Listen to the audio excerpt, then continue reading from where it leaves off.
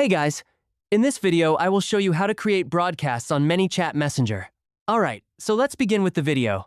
Start by logging into your ManyChat account and heading to your main dashboard. On the left-hand side, you'll see a menu find and click on the section labeled Broadcasts, which is where all your broadcast messages are managed. Once you're inside, click on the New Broadcast button at the top right. This will open a simple automation flow.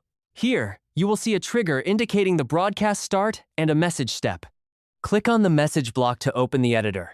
Here, you can type the message you want your audience to receive. Keep your message clear, friendly, and action-driven. For example, you might announce a promotion, update, or offer and encourage users to take action. Next, enhance your message by adding a button. Inside the message editor, create a button with a call to action like click here or learn more.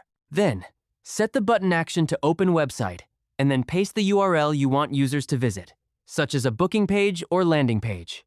After crafting your message, it's time to choose your audience. Click on Target Audience at the bottom left, and on this screen, click on Conditions to define who will receive the broadcast. You can filter users based on tags, segments, or other criteria to make your message more targeted.